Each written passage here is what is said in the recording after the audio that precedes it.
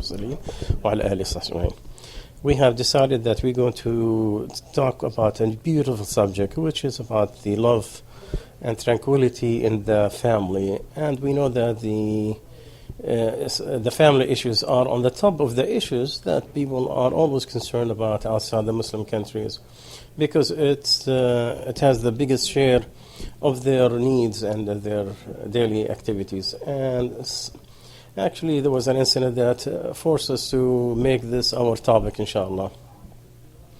What happened in Paris and how it is attached to the extremes of Muslims, So I wanted our meeting today is to comment on this problem. And we ask Allah Azza wa Jal to guide us and to avoid us to make any mistakes or any thing that could make him angry at us. The American Jurist Muslim Association, they looked at this and analyzed it, and they made a comment. First of all, they declare that the Amja, with anger, they denounce the bombing that happened in the French capital that left hundreds of dead and injured. And we stress on denying this Islamically or from a civilized way. This is something we denounce. We condemn this act in all the strongest fashion form available. First of all civil lives are sacred and should be saved and protected. And today we will talk about details and about this issue. We're just talking about the statement of Amja, and then inshallah we'll comment on this. So the secrecy of the life soul is a top priority, and playing or messing with the lives of civilians and innocent people, it is something should be punished and be caught and stopped and should be brought to justice. And all philosophy, all ideas and all ideologies that contradict this are enemy of all religions and all laws of every civilization everywhere. And it has nothing to do with any religion or any civilized nation anywhere.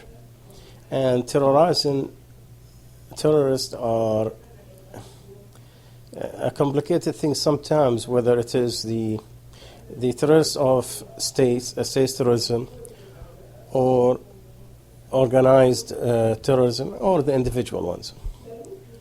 You cannot deal with each one without dealing with all of them.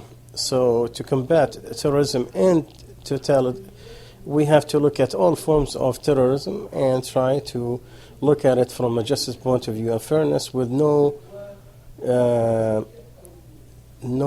area for personal ideologies or personal thinking. And after that, it talks about to combat terrorism only with weapons is not the sole way. It has to be utilize all forms, the media, the ideologies, and to combat it with fairness and with truthfulness and with honesty and fairness. Because we don't want to put fuel into to this problem. We need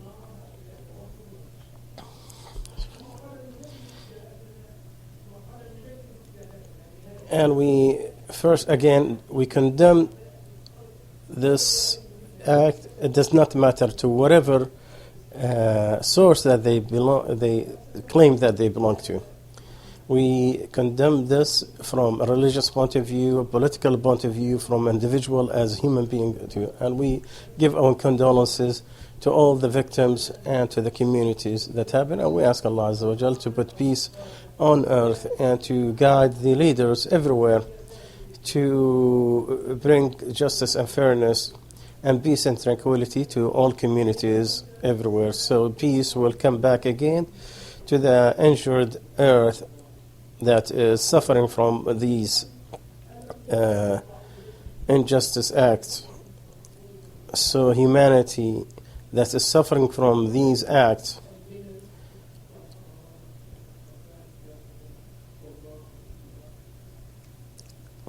and Allah is the one that we seek in His pleasure. Now, this is the statement that Amjad came with. The first issue that I would like to talk about is the importance of the secrecy of the lives of all civilians, all people, and how Allah Azza wa Jal gets angry for those who mess with the lives of people. The blood of people cannot be allowed except with three things. When someone is intentionally killing you, try to kill you, or like someone killed someone intentionally, and the married who commit adultery, and the one who leave his religion and leave the community that he's in. Beside this, and outside the Muslim country, you cannot kill anyone except in the act of war, where there is an aggression on Islam or the Islamic State.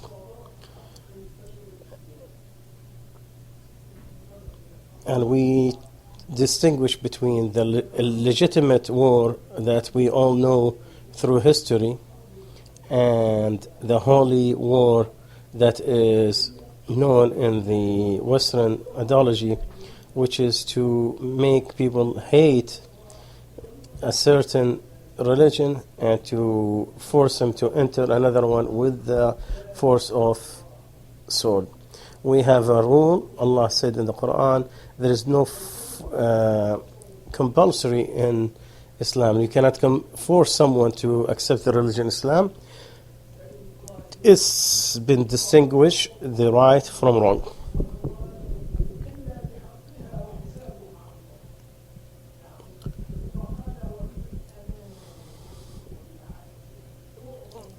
And the Prophet ﷺ said in a hadith, part of it where it says, with the peace, then the souls of the non-Muslims is protected.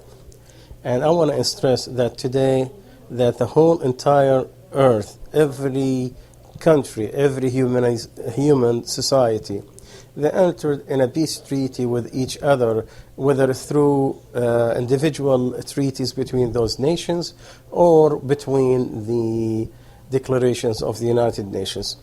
All states that already signed this. You cannot people think that individual who are not Muslims outside this community, they are people of enemies. Yes, they are not Muslims, but they are protected by the treaty, by Allah Azza wa Jal and His Messenger, by the religion of Islam. And when you go and get a visa, when you get your passport and you get your visa or green card or citizenship, you are signing a treaty in here. You're not dealing with you are dealing with the official state that's already established. Like if you want to enter any country, no matter where, you didn't go to an organization or institution in that place. No, you go to the country of that state. So you go to their embassy, get their visa. When that visa is issued, you have signed a contract with that country. This is a contract of peace. And if some idiot said that, these rules are not Islamic and it's prevented Muslims from the right path, there is at least they have the doubt of peace and tranquility that no one can deny. That if they don't have 100%, they have all the peace that should be preserved for them. The only way that you don't, if they declared war and they stopped contact, then between those two countries, then there is war, but there is also there is rules that control the war. And one of the first rule that you don't go and be aggressive, attack non-combatant. You don't fight peaceful people, the civilians. You fight the soldiers of that country that declared war on you. But you don't claim that, oh, you're going to go and kill civilians. There is rules that organize the society. A Muslim cannot risk his life in the hereafter by disobeying Allah Azza wa Jal, thinking that he's going to be among those who will enter heaven. You are more in need to always make sure that every act that you're going to do, that is with Allah's pleasure. Killing the civilians, again, is not one of those. The jihad, one of its rules, that you do not, and I stress, you do not intentionally try to attack civilians. And here we're talking about intentionally, don't mean to, but it could happen by mistake, or people use them as human shield, and there was no, and that happened by accident or defending yourself, and this happened to be in the wrong place. All kids, women, elders, any civilian, people who stay in their own worship places, you do not never, ever be after them in their places of peace and try to fight them or kill them. That's during the war. Can you imagine when there is no war? If this is the act of Islam, of not to attack them during the war. Abdullah bin Amr said that a woman was found dead in one of the battles of the Prophet ﷺ. So he, alayhi salatu wasalam, has forbidden killing the women and young kids during the war. He cannot intentionally try to attack the civilians. And the son of Abu Dawood, in a good authentication from Ibn Rabi', he said that we were with the Prophet Muhammad ﷺ, and people saw, and then he saw people are gathered on something. So he sent somebody to see what they're gathered for. He said on a woman who died. He, alayhi salatu wasalam, he said she was not a fighter, so she should not be killed. She should not be intentionally be killed. And on the front was Khalid ibn Walid. He said, tell Khalid, do not kill any woman or Asifa, is like young people. Allahu Akbar. In another narration, he said, go to Khalid ibn Walid, that tell him that the Prophet ﷺ is ordering, do not kill the women or kids, nor their maids. Those civilians who have nothing to do with the aggression that's been done against the Muslims, or so killing the civilians in any form, fashion, is definitely wrong in Islam. It is a problem. And some of the problem that happened to our youth, and people, and you can see this in the net, and unfortunately people use to attach it to great scholars whom we respect.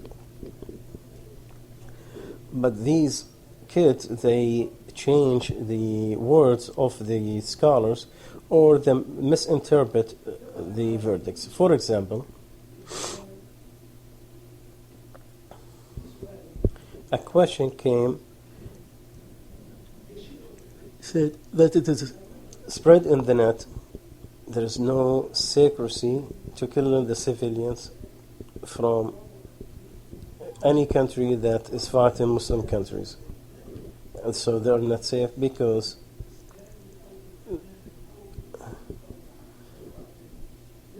and then he mentioned the 5 ways that the way to protect the civilians. And he said, and the disbeliever, if he have no dhimma, meaning he's not under the authority of the Muslim country, then you can kill them. And he claims that the Bani Qurayza, the Prophet ﷺ, he ordered to kill them, all their men, and to slave their wives, their women. The problem here, where are those who do not have the peace? The war that it is declared, it is something that our countries, our states, Islamic states, are with them on the same side. Right? Look, there is not a single Western country that fought any of those organizations without the cover of Islamic countries that's helping them. So I'm talking about saying that you give absolute killing to anybody, that all countries that are against any Islamic issue, then all their populations should be killed. This is wrong. This is very dangerous. And this is wrong from every aspect or way. And it has no grounds to even stand. This argument is a false argument. First of all, who has to declare this is, who is the one, who are you to be declaring that this population or this people are allowed to kill them? These are secret organizations, secret people that no one knows their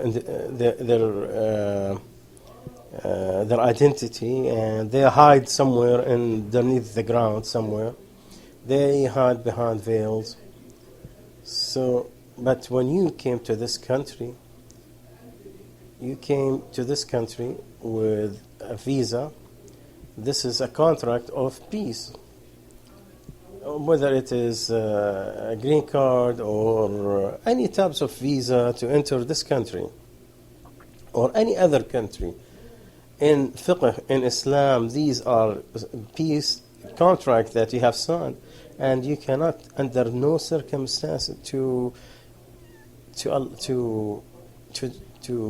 find it permissible to kill or to play with the lives of these people. Allah says in the peace, and if one of the mushriks asks for your protection, then protect him until he hears the words of Allah and give him to his destiny, because these are people who do not know.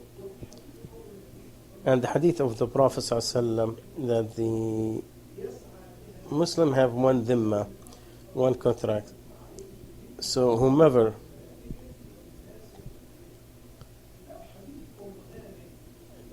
I'm not sure what he did, but Hani said that she went with the Prophet ﷺ of the time of Fatah, and he was taking a shower and his daughter Fatima is covering him.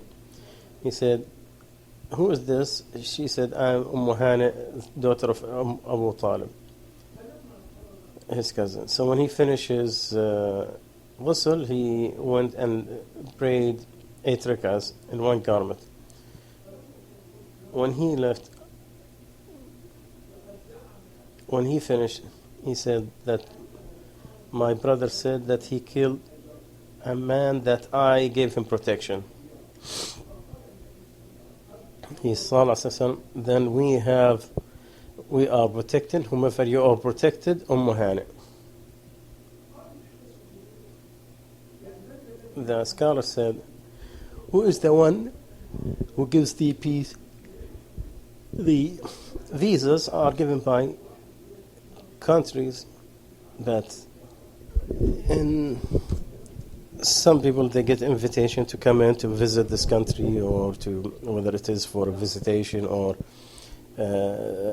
tourist visa. It doesn't matter where this it came from, if you got a visa of what kind of, doesn't matter what kind of visa that gave you permission to enter any point of entrance to the United States or any Western countries, then you have a contract of peace and you have to protect their wealth and their blood and their lives, just like you protect the wealth, health, and the lives of the Muslims.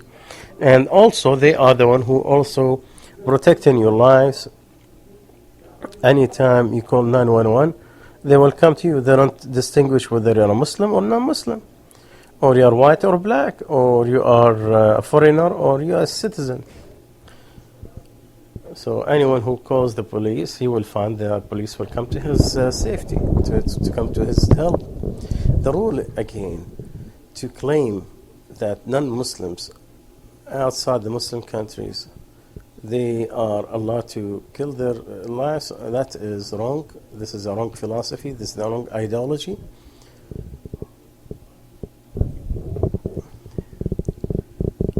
And the result that you find the whole world, and according to that philosophy, that wrong philosophy, they think that everybody on earth you can kill.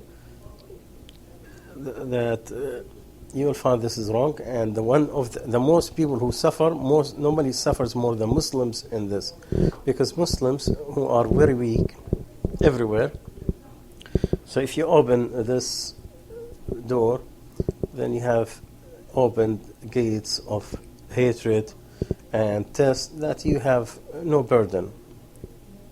Plus, it is very important, that this is against Islamic rules and traditions and rules of Islam. Ameen. Ameen. Ameen. Al-Shafi'i used to say, if people, non-Muslims, enter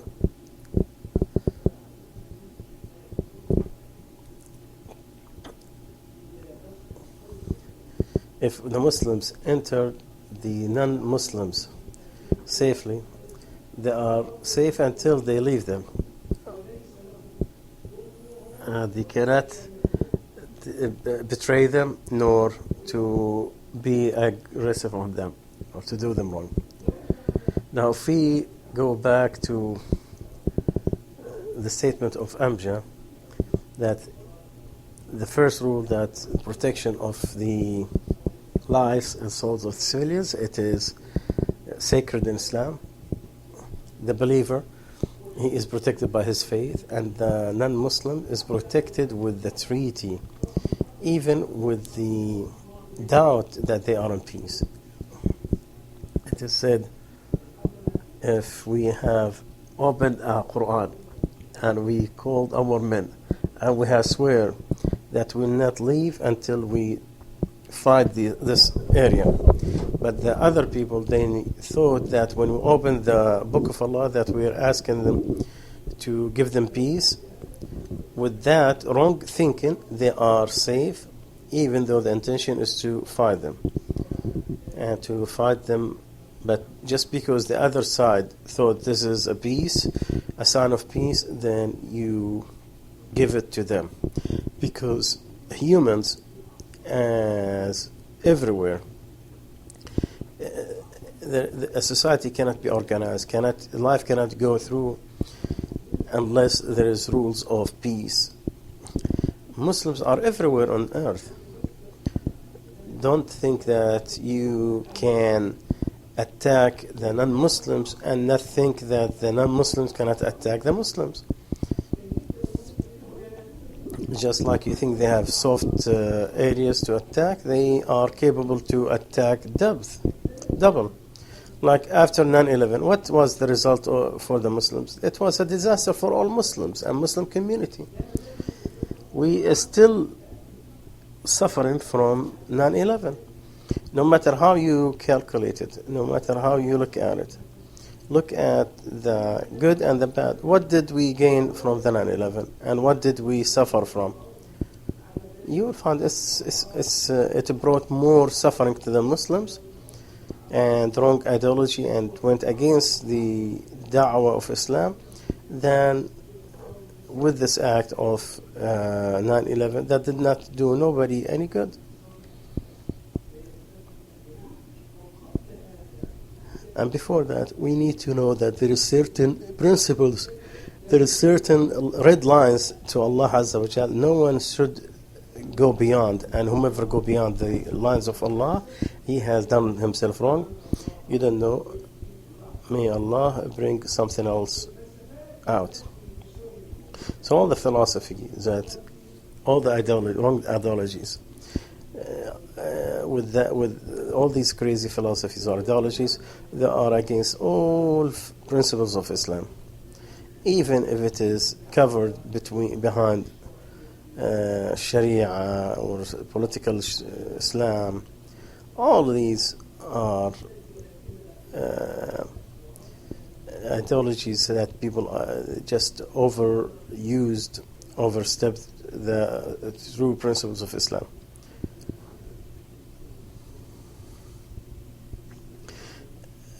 Justice and fairness is very important.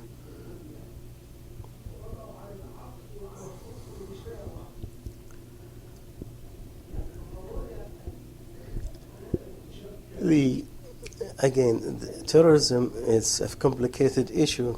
It's not only the individuals, also the organized and the states. Those who throw barrels of bombs on its population, that's terrorism. Killing one person is a crime that is not forgiven. And killing a whole nation is something that we're going to look at? No. This is the wrong ideology. This is the wrong analogy.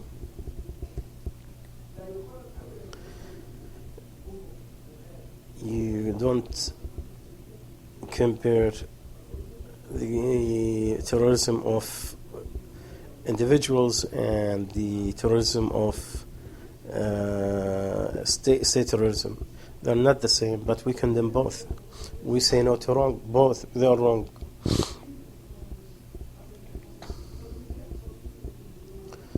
And some people are saying, oh, now when few hundred people died in Paris, we see you cry and we see you condone them, and we see statement of condolences, and we don't see any thing you did when hundreds and thousands of people died in Syria and Iraq and this and this.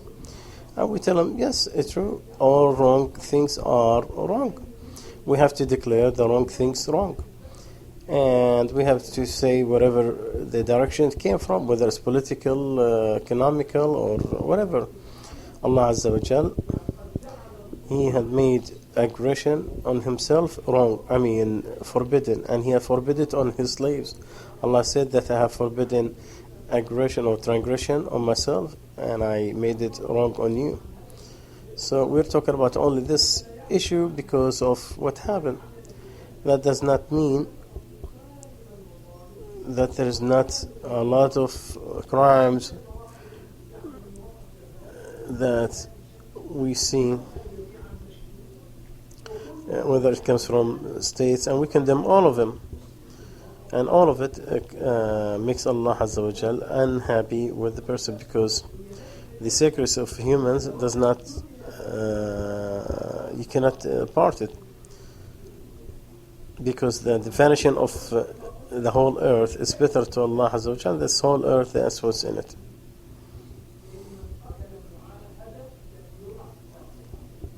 And the Prophet ﷺ said, whomever killed a mu'ahad, the one that he has that treaty, he will not smell the smell of Jannah.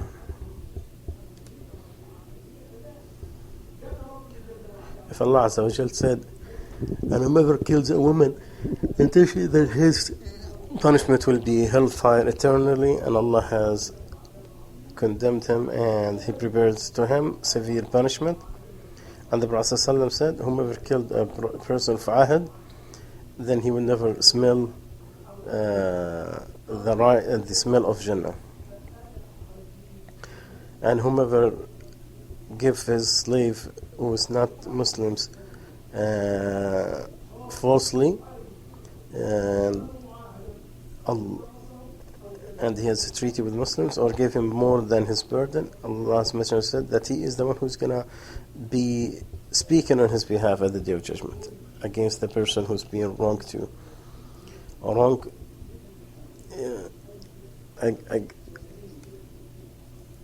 Transgression is forbidden. Allah said, what is wrong? It is it brings darkness at the Day of Judgment. We always say, facing this wrong ideologies by combating them with weapons is not enough only. I mean, you have to have dialogue. You have to combat them and defeat them with the words, and to debate with them very forcefully, because this is part of the required declaration of the religion of Allah. Because people who claim that people are non-Muslims, this is something severe, big, and the Muslim should always be aware and not to play or gamble with his life. And we stress on and we have to remember Allah's warning for those who go to the extreme, and Allah mentioned that extremes on those who over-exceed on the scale. Allah said, don't they know that they are waiting for a big day where people will stand up for the Lord at the Day of Judgment?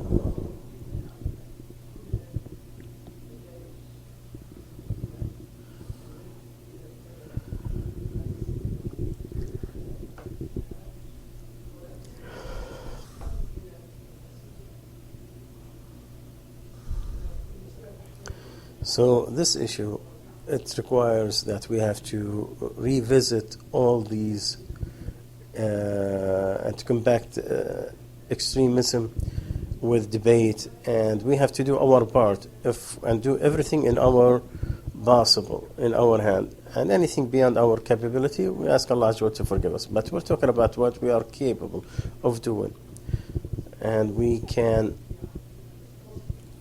use it to fix the land we live in, is to talk about these issues.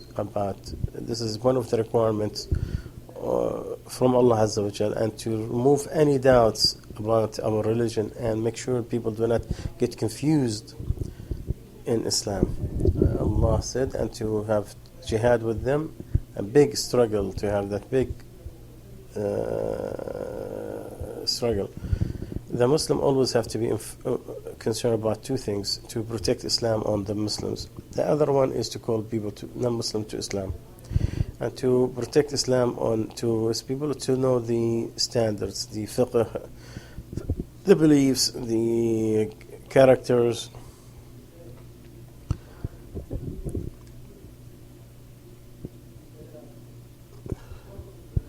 and to make sure you deliver rightfully, and to bring the proof and not to make people confused.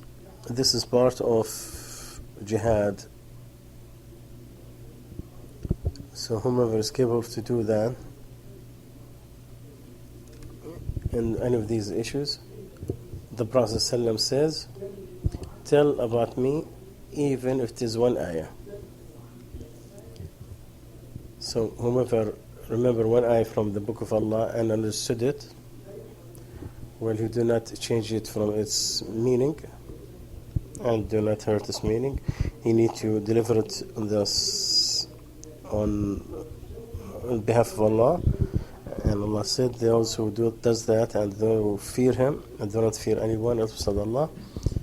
And we would like to conclude that one of the rewards of Islam and its teaching is to establish justice and to forbid the revenge.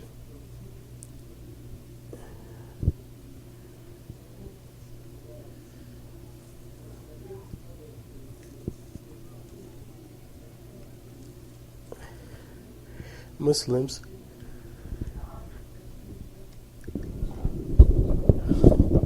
they are the best of people. they're not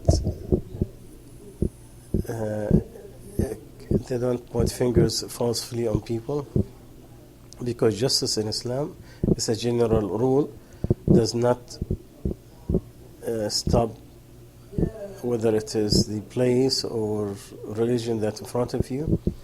It does not differentiate between them.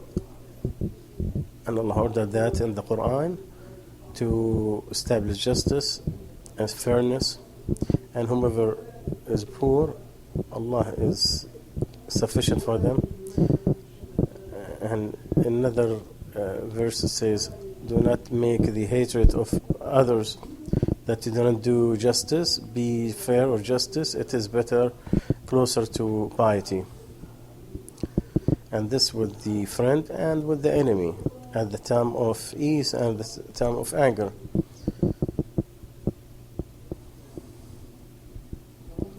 Allah the Almighty says,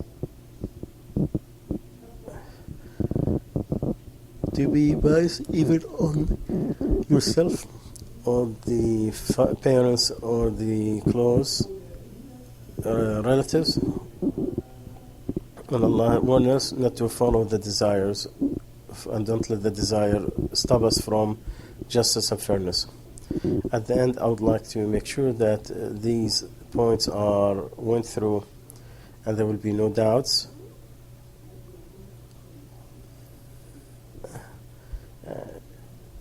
Because there is no Muslim who stays outside the Muslim countries, and he needs to consider himself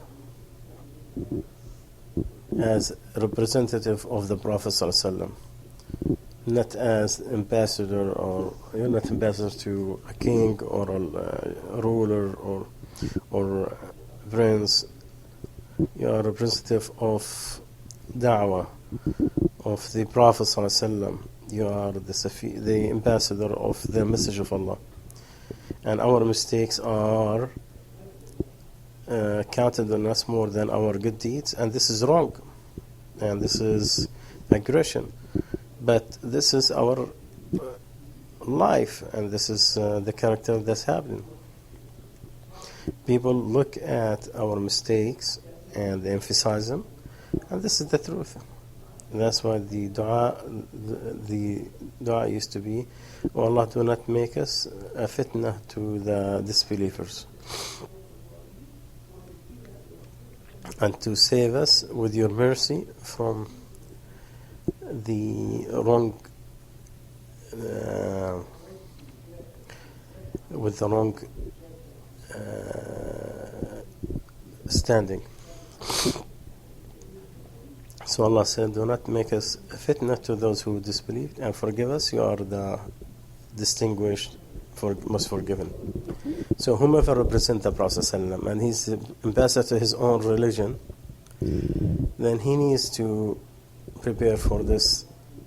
It's right, and to know that extremism, whether it's short or to go beyond that the punishment for it will be doubled. It is wrong because it is a sin, and also his wrongdoing to the da'wah of Allah Azza wa Jal, and the trust that the Prophet ﷺ has put on you, and ask Allah Azza wa Jal to give us safety, inshallah. Inshallah, we'll continue on Thursday. Assalamu alaikum.